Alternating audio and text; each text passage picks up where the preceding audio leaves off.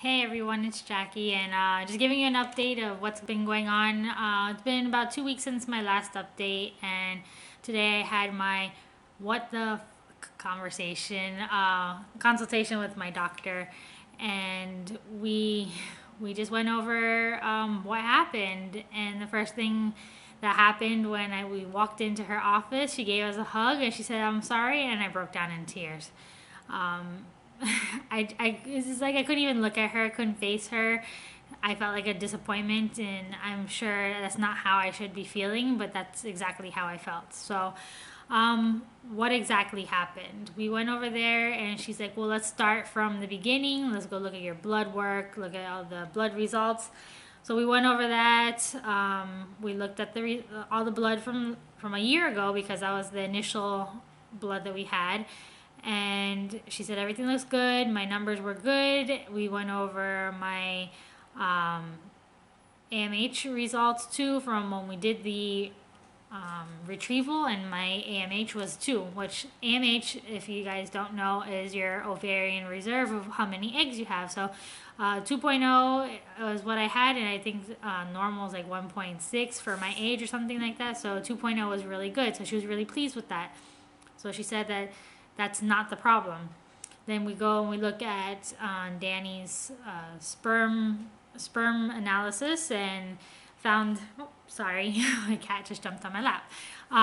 Saw that everything looked pretty well. As far as what they are concerned about when doing IVF cycle is fragmentation of the sperm, and the doctor said that Danny's was only 7%, and which she said was really good, considering that it's not a huge factor in when we're doing ICSI because they're taking the best sperm to do the whole process. So she says now that we've ruled out the only factor that we have for Danny, well, let's go focus back on you and someone who's 32 years old, with perfectly good, genetically good embryos and fairly good quality, with, well, not good quality but good quantity of stimulations, that the only thing that we can go ahead and now say is that the egg quality is not great. So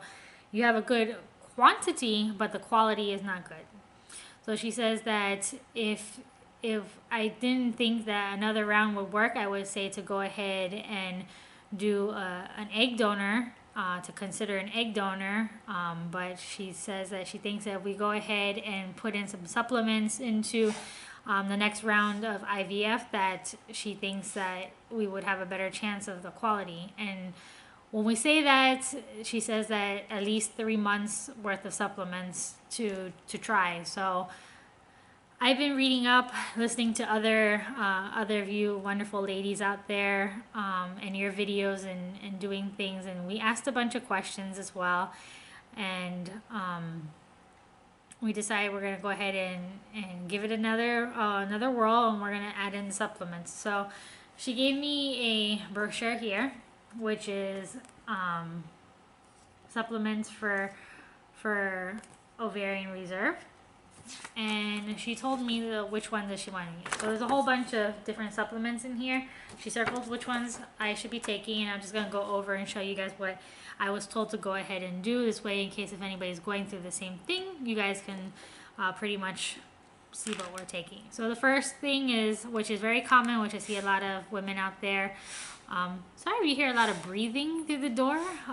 My dogs are outside and they are just smelling me through the door, so... So anyways, the first one is the CoQ10. I got the 300 milligram bottle.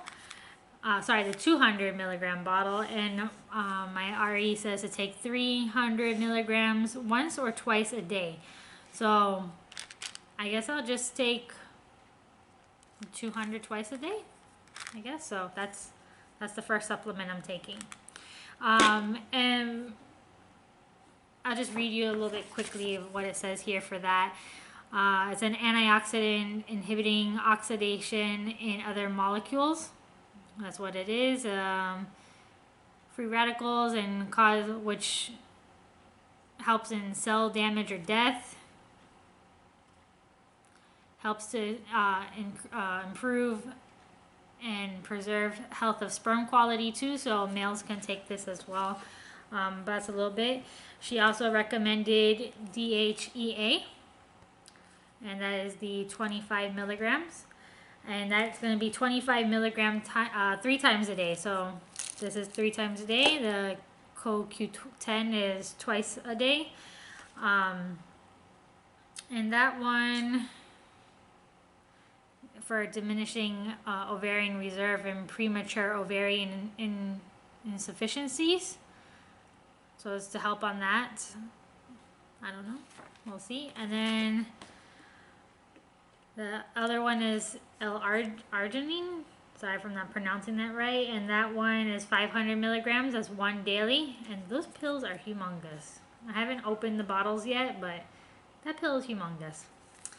So in buying all of those, we also decided that I'm going to try to go ahead and, based on everything that I've seen in the infertility world and what women have been suggesting and what they've been taking, I've also decided I'm going to add in maca root pills. And this one is not on the listing, but this one is one capsule daily. So I'll try it. It doesn't hurt to try, right? You know, better more supplements than less. I did ask her about it. She said there's no real studies to go ahead and prove anything for the maca root. They do have studies on the other 3 that she did recommend for me to do. So we'll see. It doesn't hurt. She said if you want to try it. I asked her about acupuncture too. She said, you know, if that's something that's going to make you relax and make you feel better, it doesn't hurt to try it as well. But if you're going to be tense and not enjoy the relaxation of it,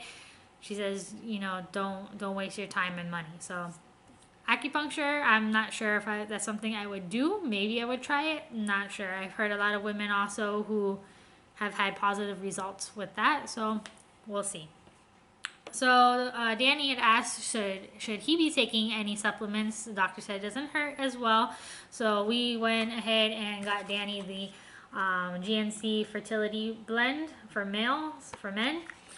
He was on this when we were doing the IUI. We did see that it helped with his count, with the quantity of sperm that he had. So he's back on that. And the doctor also said that vitamin C and vitamin E is another good thing for men to take to improve quality. So we went ahead and also got vitamin E for Danny to use with the fertility blend. The fertility blend already has vitamin E, but it's not enough of units that he needs. So we're adding in the vitamin E to supplement that.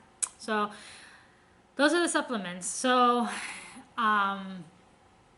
what's next after that? So we want to rule out all other things, and one of my questions was natural killer cells. What do you think that the chances are that something happened and I have natural killer cells, and that could have been the cause of the embryos not sticking?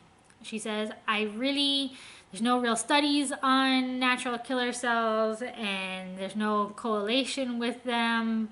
But if that's something you want to do, we'll go ahead and do it. It's just a simple blood test. I said, you know what, let's just do it to rule it out. I would really hate to know that we've done everything, we didn't, test for that, and that's actually the problem. So she said, no problem. We'll go ahead. We'll draw some blood today before you leave, and we'll go ahead and get that tested. So she took 2 vials of blood from me, and we will have that tested, and I should know the results in a week. And hopefully, fingers crossed, that is not one of our factors. But, in the world of infertility and IVF, anything goes, so we're gonna make sure we rule that out. She also wants to go ahead and do a glucose tolerance test for me as well, and an insulin response to glucose to find out if there's any problem in that area. I guess she did explain to me, but it was so much information on it that I didn't really take down the notes or understand really the reason for the glucose test. But it is going to be a 2-hour glucose resistance test, which I'm going to go tomorrow to go ahead and take care of that, as well as a thyroid antibody test as well. So I have my scripts for those too. And we'll go from there. So once we get all those testings done, see how all those results go, we'll be on our way. So we will be doing another IVF cycle sometime next year. And I did want to thank everybody for following me on this journey of our first, from our third IUI is when I started, you know, video logging everything that's been happening all the way up to now. And I just want to let you guys know that this will probably be the last time that I will be vlogging all of the experiences that we will be having and posting them on YouTube. I think this next journey will be just for me and Danny, and we just want to keep it a little more private this time around in that we didn't get the results that we were looking for in the first time. So I will still video update everything that's happening on my second IVF cycle. I just won't be posting it until I feel that the time is right to go ahead and post them. So I won't have any Facebook updates, and I won't have any YouTube or Instagram updates, but I will, you know, feel free. You could ask me if how's everything going, leave the comments below, and I will definitely try to give as much information as possible without giving out too much information. But this is something that we just want to, you know, be as natural of a cycle as we can. But we are for sure going to go ahead and move on to cycle number 2 for IVF, since we do have that next option. If this cycle doesn't work, and like the doctor said that to look into the option of a egg donor, we won't be looking into an egg donor. If this next cycle doesn't work, we will go into the route of adoption. It's something that we've already discussed from a long time ago, that if IVF never, you know, doesn't work for us by any chance, that will be the route that we're going. But we are hoping that in this round of IVF that we will get a nice number of follicles again, a nice number of eggs collected that are mature and enough that the quality is good enough to go ahead and get the PGS testing again, and that we have more than 2 to freeze.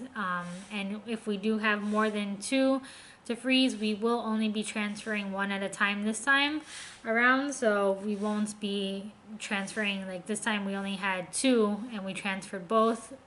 This time around, if we do have more than 2, we will only be transferring 1 at a time. So sorry for my phone.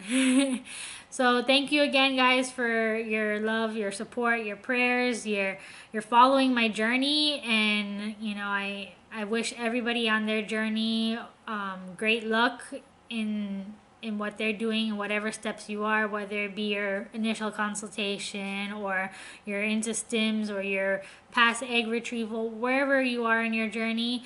Best of luck to you, and I wish you nothing but the best. And if you have any questions regarding anything, where, you know, how did something go in a cycle, what was some of your outcomes, how did the supplements go for you, I'd be more than happy to update you on any of that. And once I do get the results, maybe this won't be my last video. Once I get the results for my natural killer cells, I definitely would like to post those, you know, that video up to let you guys know if that was a factor, if that wasn't a factor, because I think that's pretty important since there's so much rumor and taboo about it. But we'll see how it goes. And I'll probably do like besides that, probably next week I'll let you guys know how my glucose testing went and everything as well, if I could get those results from the doctor as soon as possible. But other than that, thank you again for following on this journey. You guys have been great. I love all the response, the views, the subscribers, everything.